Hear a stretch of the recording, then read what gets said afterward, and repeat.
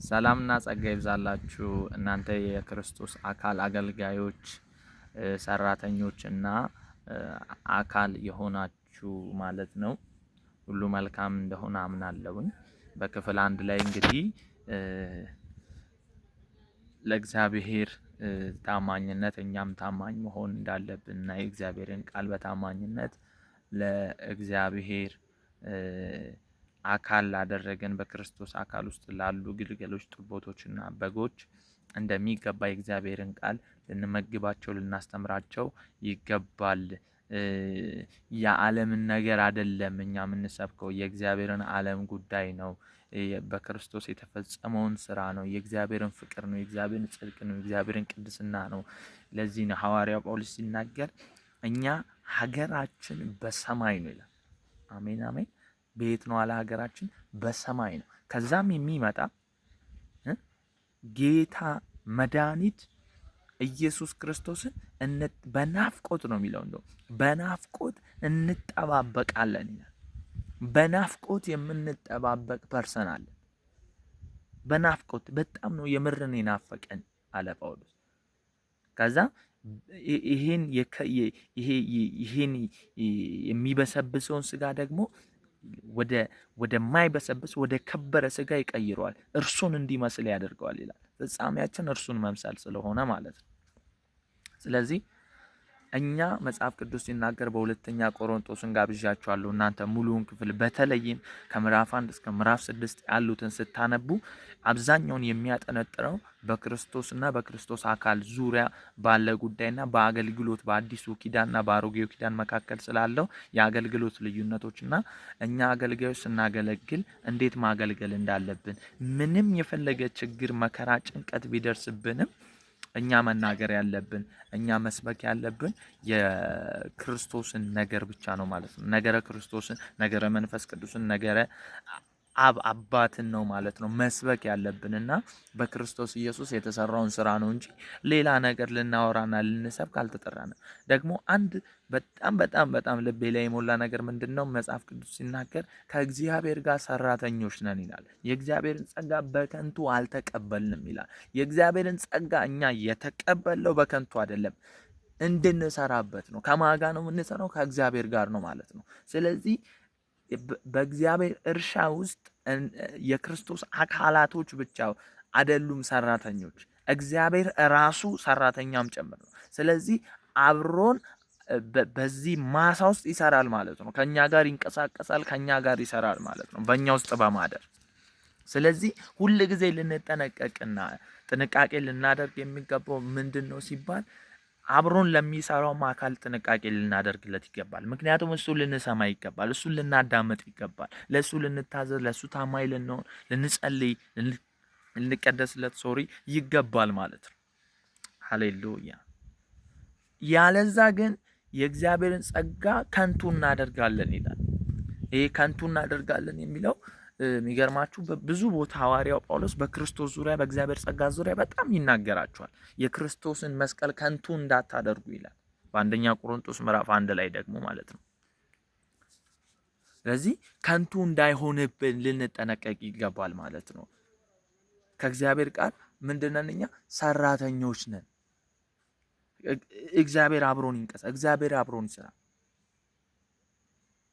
ክርስቶስን ልንገልጥ ይገባል ማለት ነው። ለምንድነው እግዚአብሔር አብሮን የሚሰራው ሲባል እኛ ወንጌልን ስንሰብክ እሱ ደግሞ በታምራት በድንቅ በስራው ምናምን ከኛ ጋር ይገለጣል ማለት ወጥቶም ወንጌልን ሰበኩ፣ እርሱም ደግሞ በምልክት በድንቅ ያጸናለት ነበር ይላል። ባይዘው ከክርስቶስ የሚበልጥ ድንቅና ታምራት የለም። የመጨረሻ ምልክት ድንቅ ታምር ኢየሱስ ክርስቶስ። በኢየሱስ ክርስቶስ የረካች ነፍስ፣ በኢየሱስ ክርስቶስ የረካ መንፈስ፣ በኢየሱስ ክርስቶስ የረካ ስጋ በቃ ታምር ተደረገ አልተደረገ የዚህ ዓለም ነገር ሆነለት አልሆነለት አይደነቅም፣ አይገረምም። ምክንያቱም የሱ መገረሚያው የሱ መደነቂያው ኢየሱስ ክርስቶስ ስለሆነ።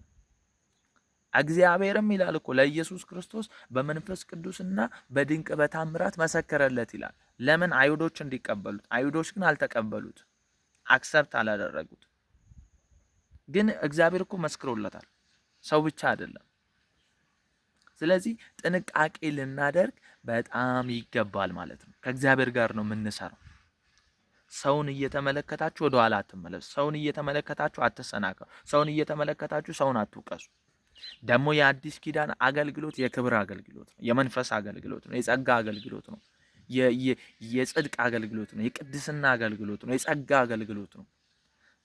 የምህረት አገልግሎት ነው። የይቅርታ አገልግሎት ነው። ከክርስቶስ ጋር ታረቁ ብለን የምንለምን መንፈስ ቅዱስ በእኛ ውስጥም ነው በእኛ ላይም ነው። በጣም ቀለል ያለ አገልግሎት ስለምናገለግል ጥንቃቄ ልናደርግ ይገባል። ሰዎችን ወደ ሰማይ ትኩረታቸውን እንዲያደርጉ ልናደርግ ይገባል። ከምድር ጋር ልንሰፋቸው አይገባም። እኛ በጊዜያዊ ላይ ሳይሆን የተመሰረት ነው በዘላለማዊ ነገር ላይ ስለተመሰረትን ማለት ነው። ስለዚህ ፎከሳችሁን ትኩረታችሁን አገልጋዮችን ምእመናኖችን ልታደርጉ የሚገባው ለዚህ ልትደልቡ የሚገባው በክርስቶስ ነገር ላይ ነው። እኛ እኮ እየተሰራን ያለነው እኮ ታውቃላችሁ አይደለ? ወደ ክርስቶስ ፍጹም ሙላት አገልጋዮች እናንተ ለአገልጋዮችም ነው አይደለ? አገልጋዮች፣ ፓስተሮች፣ እረኞች፣ ወንጌላዊዎች፣ ፓስተሮች ልታደርጉ የሚገባው ነገር ምእመናኑን የክርስቶስ አካልን ወደ ራስ ወደ ሆነ ከክርስቶስ ጋር ወደ እግዚአብሔር ፍጹም ሙላት ማምጣት ነው፣ ማብቃት ነው። በእውቀት በነፍሳቸው፣ በፍቃዳቸው፣ በስሜታቸው፣ በስጋቸው፣ በመንፈሳቸው ሙሉ እንዲሆኑ ቢውልድ ማድረግ፣ መስራት፣ መገንባት ነው ያለባችሁ። ምእመናንም ደግሞ ለዚህ ለእግዚአብሔር ለሚሰሯችሁ ለአገልጋዮች መታዘዝ፣ እሺ ማለት።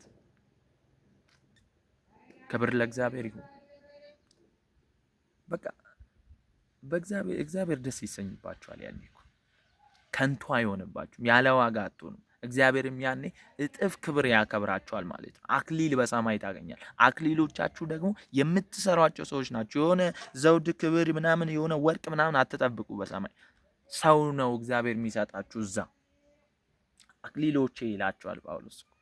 እናንተ እኮ ወደፊት አክሊሎቼ ናችሁ። ክርስቶስ ኢየሱስ ሲመጣ ይሰጠኛል እናንተ የኔ ክብር ናችሁ ይላል። ለዚህ ነው እኔ በዚህ ብሆን እጠቅማለሁ የሚለው። እናንተ ትጠቀማላችሁ። በእነሱ መጥቀም ውስጥ የእሱን መጠቀም አለ። ምክንያቱም እነሱ ለእርሱ አክሊሎቹ ናቸው። መቼ? ክርስቶስ በሚገለጥበት ሰዓት ላይ። ስለዚህ አገልጋዮች ፎከስ አድርጋችሁ ሰው ላይ ነው መስራት ያለባችሁ። ምዕመናን ላይ ነው መስራት ያለባችሁ። ምዕመናኑ አስተዋይ ሊሆን ይችላል፣ የማያስተውል ሊሆን ይችላል። አስተዋዩን በማስተዋል የማያስተውለውን እናንተም እንደማያስተውል ሰው ሆናችሁ፣ ለተማረው እንደተማረው ሆናችሁ፣ ላልተማረውም እንዳልተማረ ሆናችሁ፣ አሪፍ ሆናችሁ ታስተምራላችሁ፣ የዋም ሆናችሁ ታስተምራላችሁ። ክርስቶስን ዋናው ወንጌል መሰበኩ ነው። እኛ የወንጌል እደኞች ስለሆነ እዳችንን ማውጣት ስላለብን መክፈል ስላለብን። ሃሌሉያ። ተባርካችኋል። እወዳችኋለሁ።